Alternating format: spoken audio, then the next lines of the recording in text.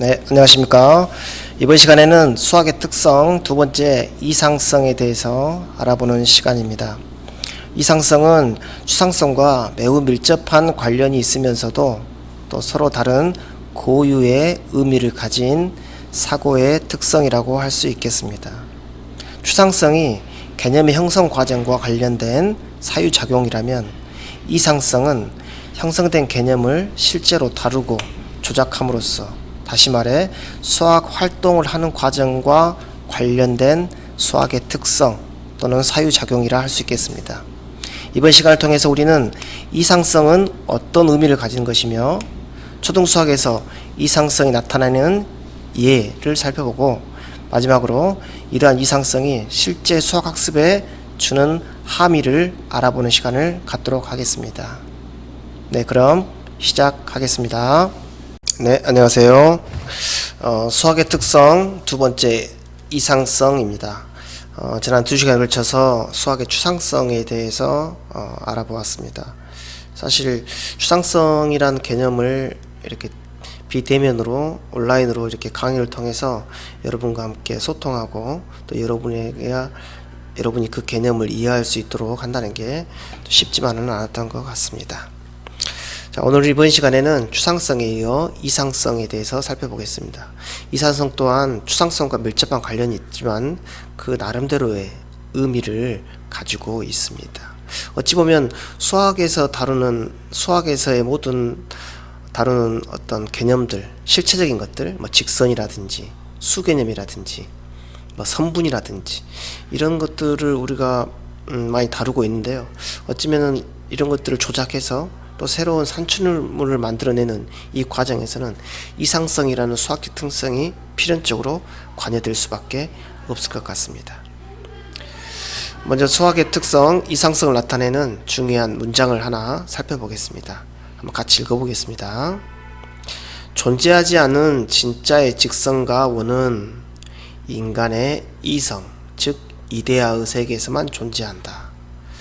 완전한 삼각형이나 원은 눈으로 보거나 만질 수 있는 것이 아니라 관념, 즉 이데아의 세계에서만 이루어지는 것이다. 플라톤이 한 말입니다. 플라톤은 서양 인식론에서 인식론 그게 합리론과 경험론으로 이렇게 분류를 하는데 어떤 합리론의 어떻게 보면 소위 재미있어 시조세죠, 시조세. 합리론의 창시자라고 말하고 있습니다. 근데 이 말을 좀 더 현실에 적용해 보면 여러분 주변에 예를 들어서 어떤 물건이 있나요? 의자가 있다고 합시다. 책상이 있다고 합시다. 여러분 책상을 보고 있죠.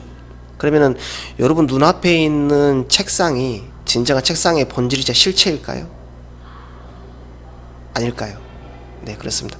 플라톤 입장에서 보면 여러분이 눈을 통해서 보고 있는, 즉 오감을 통해서 지각하고 있는 그 책상 그 자체가 책상의 본질이자 실체가 아니라 이제 이거 본질 실체는 영어로 substance라고 이렇게 번역이 되는데요. 머릿속으로 한번 의자를 떠올려 보세요. 의자. 어떤 것든 의자를 떠올려 보세요. 네, 그래요. 플라톤 입장에서는 여러분 머릿속에 떠올리는 그 의자가 의자의 본질이죠. 즉 이데아죠, 이데아. 그리고 현재 여러분 눈앞에 있는 의자는 허상이라는 거죠.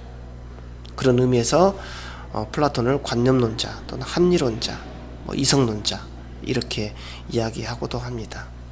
이게 플라톤의 이런 이성론은 17세기 프랑스의 또 데카르트라는 수학자이자 철학자로 의해서 이어지고 있죠. 나는 생각한다, 고로 존재한다.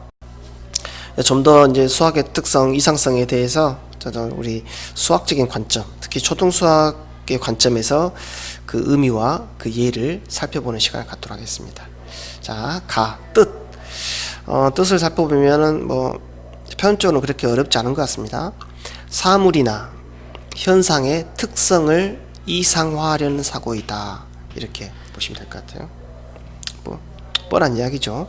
두 번째는 추상성과 밀접하고 수학적 사고 과정에서 그 사고의 대상인 사물이나 현상에 대하여 그 겉모양을 보는 것이 아니라 최적의 사고가 가능하도록 본질적인 요소만 고려하여 단순화하려는 사유작용이다 이 말이겠죠.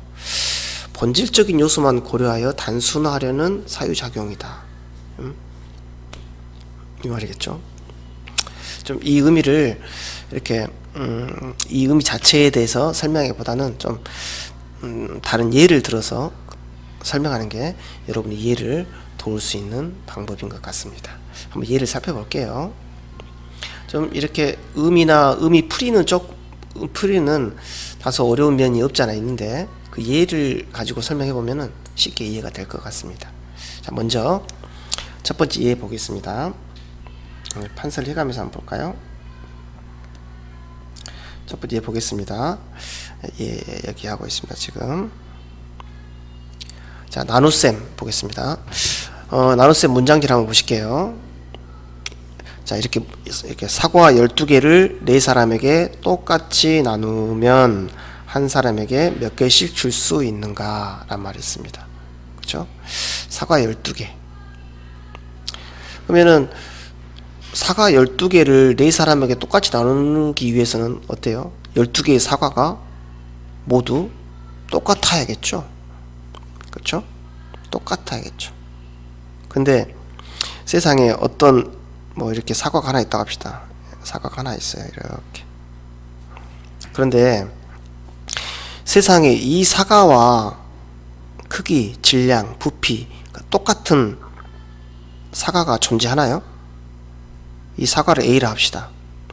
이 사과와 또 다른 똑같은 이 모든 모양, 크기, 질량, 부피들이 똑같은 사과가 하나 존재하나요?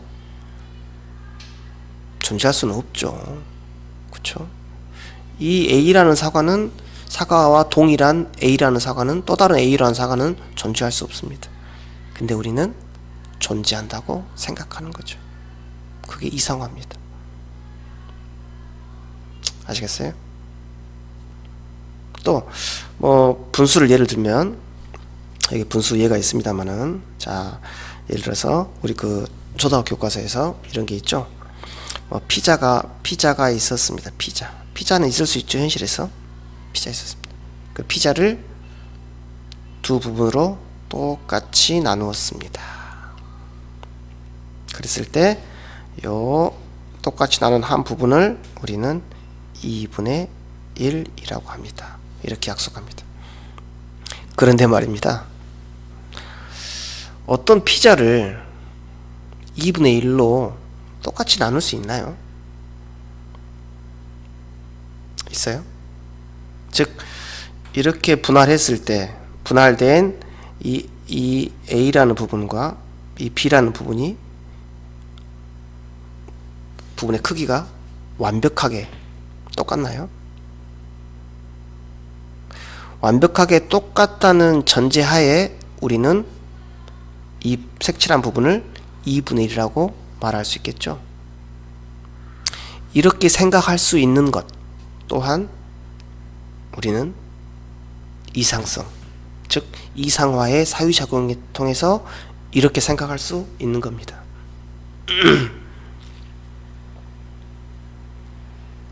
네, 세 번째 보겠습니다. 1 더하기 1은 2이다. 이것도 단순한 예가 보면 될 것 같아요. 자, 초등학교 교과서 이런 게 있다고 합시다. 사과를 또 이렇게 사과 1개와 사과 또 1개가 있어요. 이 둘을 더하면 이런 뜻이겠죠.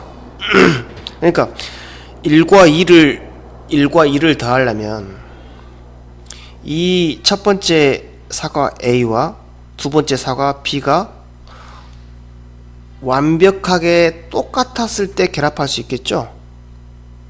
그렇지 않나요?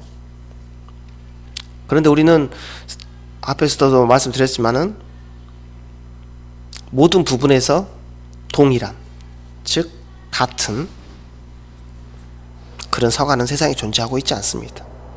즉 사과 1개와 사과 1개는 더할 수 없고, 그 사과 1개와 사과 왜 더할 수 없냐면 이 사과와 이 사과는 완벽하게 같지 않기 때문에 더할 수 없는 거죠. 이 사과 하나 이 사과를 더하면 그냥 사과가 되는 거지. 다른 사과니까요. 우리가 1과 2를 더한다는 것은 그 1이 나타내는 어떤 대상, 또 1이 나타내는 그 어떤 대상이 완벽하게 같은 것일 때 2라는 어떤 개념, 2라는 결과를 얻게 되는 거죠. 그런데 세상 어디에도 동일한 1은 존재하지 않는다는 거죠. 그런데 우리는 같다고 보는 거죠. 그렇죠? 이러한 사유작용이 곧 이상합니다. 이해하셨습니까? 뭐 얘기는 했지만 또 다른 예를 한번 들어보면, 자, 우리가 칠판에 이게 뭐라고 하죠? 선분이라 할까요? 선분.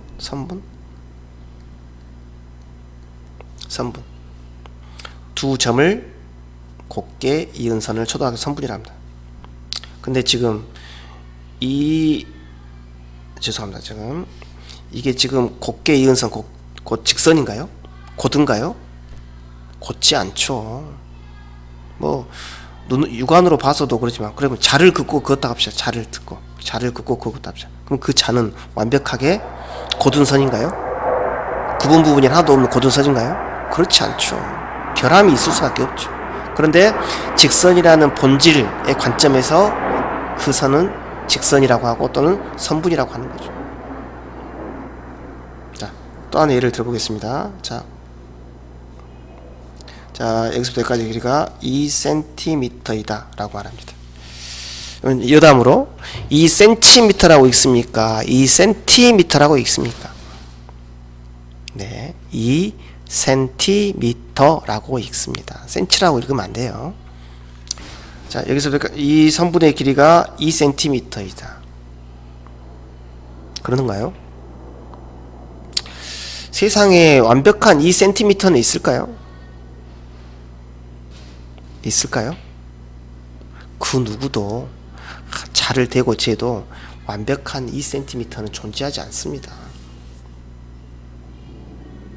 지금처럼 과학 문명이 발달해도 완벽한 2cm는 없는 거예요. 오로지 어디에 있는 거예요? 2cm라는 길이라는 양을 이상화한 우리 관념 안에만 존재하고 있는 거죠. 이런 사유작용이 가능할 때만 우리는 2cm라는 길이를 이해하고 또 그것들을 가지고 다른 조작을 할 수 있다고 보시면 됩니다. 이런 예는 너무나 많습니다. 네 번째 오시면은 삼각형. 예를 들어서 자, 이렇게 그리고 이거를 우리는 예를 들어서 이거를 정삼각형이라고 합니다. 정삼각형은 기본적으로 세 변의 길이가 같은 삼각형이죠. 그렇죠? 근데 우리는 세 변의 길이가 같은 삼각형을 그릴 수 있을까요? 그릴 수 없어요.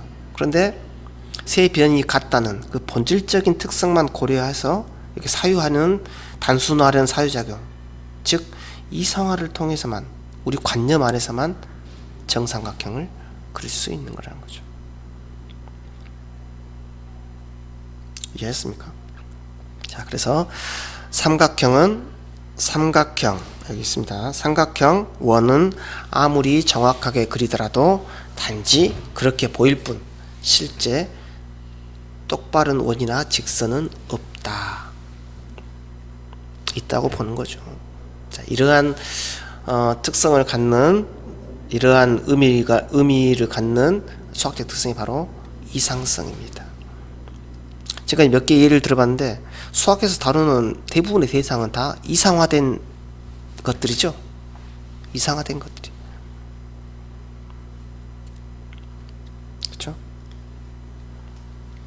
또 그런 이상화를 할 수 있어야지만이 우리가 수학을 학습할 수 있고 또 더 높은 수학으로 발전할 수도 있을 것입니다.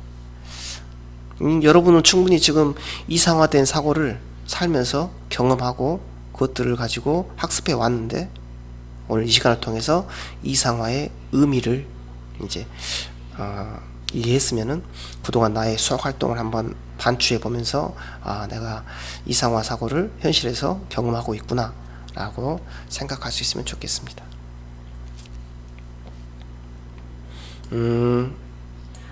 좀 더 구체적으로 이제 한번 살펴보겠습니다. 초등수학에서 나타나는 이상성의 예를 좀 더 구체적으로 한번 살펴보겠습니다. 자, 가장 대표적인 게 비례입니다. 비례. 여러분 생각하는 비례는 뭐 A 대 B는 C 대 D 뭐 이렇게 생각하고 있죠. B. 물론 B와 비례도 다릅니다만은. 자, 비례 한번 교과서 장면 살펴보겠습니다. 교과서.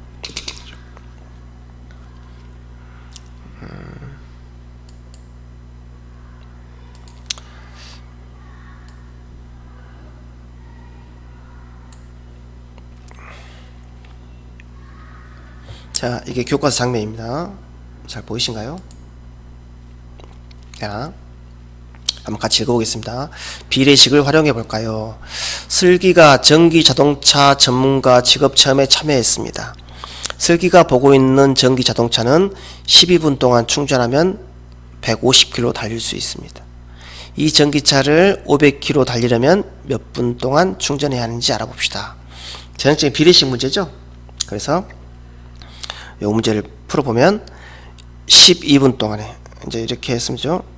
이렇게 시간과 거리의 관계죠. 12분 동안에 150km를 가면 이 자동차는 시간을 모르죠. 시간을 x 그랬을 때 500km이다. 이렇게 비례식을 세고 구죠. 그렇죠? 근데 이 비례식에서 이 미지양 unknown value죠. 이걸 구하려면 어떻게 하겠어요? 12분 동안 충전해서 150km를 일정하게 간다는 등속 운동을 한다는 그런 이상성을 전제하고 있어야지만이 500km를 달릴 수 있겠죠. 설령 어떤 자동차가 12분 동안 충전해서 150km를 간다고 해서 그렇죠? 이 동일한 속도 등속 운동을 해서 500km를 어떤 시간 동안 충전했을 때 500km 갈 수 있을까요? 그럴 수 없겠죠. 여러분 차를 타고 도로 나가보면 신호등 있죠. 브레이크 밟죠. 그날따라 차가 왜 이렇게 밀립니까? 그러면 연비가 달라지겠죠. 그렇죠? 하지만 우리는 같다고 전제해야지.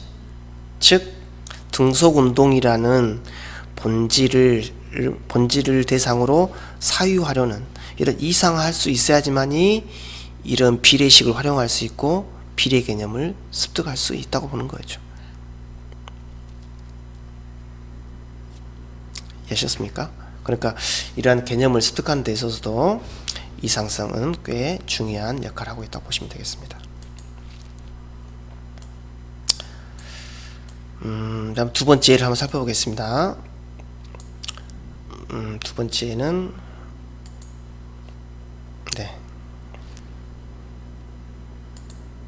분수량입니다. 앞에서 제가 분수량에 대해서는 설명했습니다. 그렇죠? 이제 교과서 장면인데요. 보이시죠? 검은깨 3분의 1컵과 검은깨 5분의 4컵을 합한 양이 얼마나 될지 알아봅시다. 그래서 3분의 1이라는 양과 5분의 4라는 양 한번 세볼까요? 3분의 1컵은 요만큼 색을 한번 칠해볼까요? 형광펜을 해볼까요? 3분의 1이라는 양은 요만큼이고 5분의 4는 요만큼 해서 뭐 이제 분모가 다르니까 뭐 덧셈을 하겠죠. 그랬을 때 이게 3분의 1인 양이라는 양은 현실적으로 정확하나요? 3분의 1이라고 생각한 거죠. 이런 모든 사유가 다 이상화작용과 관련이 있다고 보시면 되는 거예요. 이해하셨죠? 네, 이렇게 생각하시면 될 것 같습니다. 자, 지금까지 이제 이상화에 대해서 이제 살펴봤는데요. 이제 이상화에서 이제 한 발만 더 들어가서 이상화의 의미를 한번 수학 교육에서 어떤 시사점이 있는지 한번 생각해보는 시간을 갖도록 하겠습니다. 아시죠?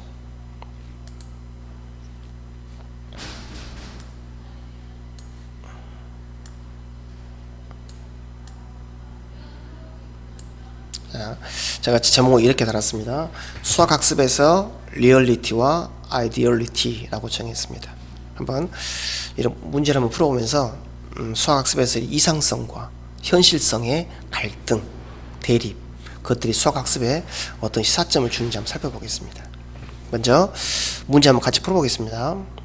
버스 한 대에 36명의 학생들이 탈 수 있어요. 그러면은 1128명의 학생들이 버스를 타고 소풍을 가야 한다면 몇 대의 버스가 필요할까요? 이 문제. 대부분 학생들이 이 문제를 타고는 연필을 짚죠. 그래서 뭐 할까요? 나눗셈 하겠죠, 나눗셈. 그래서 나눗셈.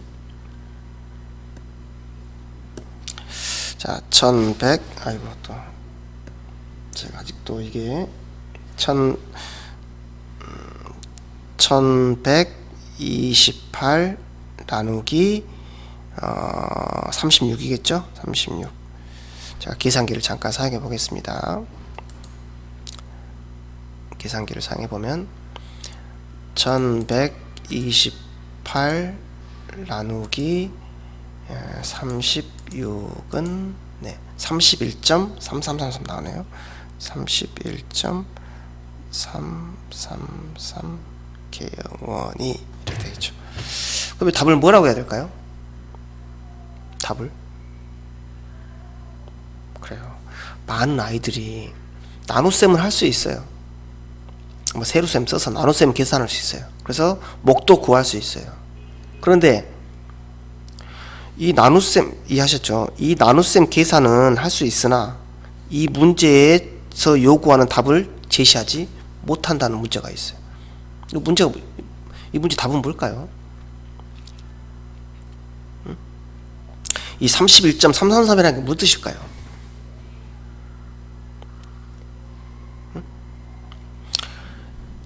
이런 뜻이겠죠. 1128명이 36명씩 이게 묶음을 지으면은 총 31묶음이 되고 점점점 된다는 거죠. 즉 31대는 그러면 이런 거겠죠. 다시 계산기를 한번 사용해 볼게요. 이게 무슨 뜻이냐면은 그러면은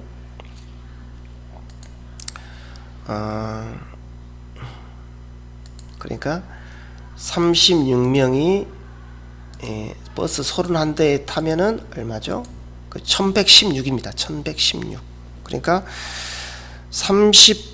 일단은 31대에는 이제 36 곱하기 31을 하면은 1100 계산 16이었습니까? 1116이죠. 그런데 전체 학생이 1128명이니까 몇 명이에요? 12명이 버스에 탈 수 없어요. 그렇죠? 그럼 버스 몇 대 타야 될까요? 필요한 버스는 32대가 필요하겠죠. 32대가 필요합니다. 그런데 많은 아이들은 이 문제에 답을 했을 때 약 80% 학생들은 뭐라고 답했을까요? 그래요. 31이라고 했습니다. 여기서 우리 이상성에 대해 생각해 보면은 우리가 아이들의 최적의 사고가 가능하도록 똑같이 나눈다는 나눗셈을 학습하고 그것들의 계산 방법을 다 배우고 그래서 31.333이라는 몫을 구했습니다. 그럼 우리가 해야 할 일은 뭘까요? 그 몫을 다시 현실에 적용해야 한다는 거죠. 31.333은 우리가 앞에서 공부한 이상성이라는 사유작용의 결과이고, 그렇죠? 32라는 답은 현실성을 고려한 거죠. 그렇죠? 그래서 해서 현실과, 즉 리얼리티와 아이돌리티 산의 갈등이 이루어지고 있습니다. 두 번째 문제 풀어보겠습니다. 예솔이는 2.5m짜리 나무판 4개를 샀다. 이 나무판에서 1m짜리 나무판은 몇 개 잘라낼 수 있을까? 자, 이 문제도 많은 아이들이 다음과 같이 풉니다. 2.5 곱하기 3은 몇 미터죠? 10m. 따라서 10m니까 1m짜리 나무판은 몇 개요? 10개이다. 이렇게 대부분 아이들이 답을 합니다. 근데 실제로는요? 그렇죠.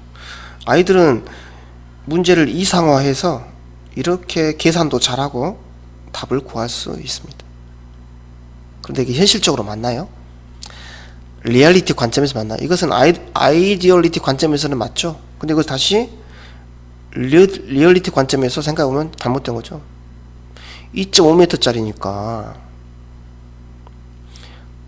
2.5m짜리 나무판 한 개에는 1m짜리가 몇 개 만들어요? 2개씩이죠.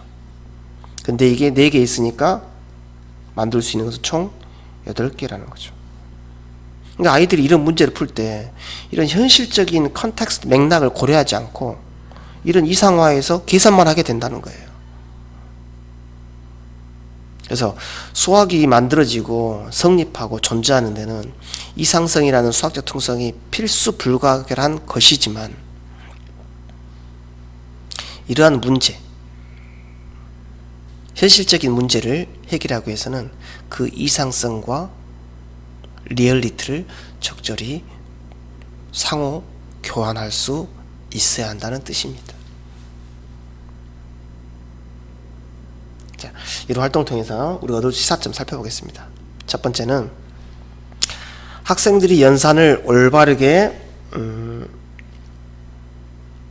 수행할 수 있지만 학생들이 연산을 올바르게 수행할 수 있지만 해결 결과가 현실적으로 타당한지를 고려하지 못하고 있다. 그러니까 이 앞에 말은 아이들이 이상성을 사용해서 문제를 해결할 수 있지만 그것을 현실과 연결하지 못한다라는 문제점을 설명하고 있는 것 같습니다. 두 번째, 학교 수학이 학교 밖의 실생의 현실과 크게 다르다는 인식이 학습 경험이 쌓일수록 더 강화된다는 거죠. 습관화된다는 거죠. 그래서 수학은 수학 교과서에 머물러 있는 화석과 같은 존재일 뿐이라는 잘못된 수학 학습에 대한 인식과 태도가 형성된다는 거죠. 그래서 앞에 제시한 두 문제를 풀 때 그것을 자신의 실제적인 경험, 실적인 상황과 연결시키지 못한다는 문제를 가지고 있습니다. 그래서 세 번째 결론, 이런 문제 해결에서 리얼리티를 소홀히 다루어서는 안 됩니다. 수학 교육의 목적 중 한 가지는 배운 지식을 뭐겠어요? 수학을 배워서 뭐 하겠어요? 실생활 문제를 해결하기 위해서 수학을 배우는 거죠. 그래서 우리가 지식의 전이라고 합니다. 트랜스퍼를 하는데요. 이런 관점에서 봤을 때 수학 학습에서 아이디얼리티 뿐만 아니라 리얼리티를 고려하는 것도 중요한 과제이자 목적이 돼야 한다고 봅니다. 사실 제가 초등학교 학생들 가르치면서 아까 비례식 문제 있죠. 또 어떤 아이가 100m를 15초에 뛰었다면 400m를 뛰는 데는 몇 초가 걸리겠느냐. 그럼 대부분 아이들은 100m에 15니까 400m 뛰면 4배 있으니까 60초라고 말합니다. 전체 아이들이 다. 어느 아이도 의심하지 않아요. 기계가 아닌 이상, 인간인 이상 100m를 15초에 뛰었어요. 그럼 그 다음 100m도 15초, 그 다음 100m도 15초, 그럼 15초인가요? 그렇게 뛸 수가 없죠. 뛸 수가 없어요, 현실적으로. 그런데 안타까운 건 어떤 아이도 그것을 의심하는 아이가 없다는 거죠. 교과서에 제시된 이상화의 틀에 매몰되어 있는 현실에 또 그렇게 살 수밖에 없는 그런 아이들의 모습에 좀 안타까움을 느낄 때가 있었습니다.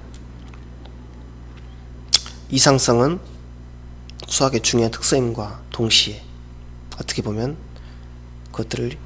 그런 이상성이 현실성, 리얼리티라는 단비를 맞았을 때 그 이상성은 본연의 의미, 이상성의 본연의 의미가 더욱 빛나지 않을까라고 생각해 봅니다. 네, 수고하셨습니다.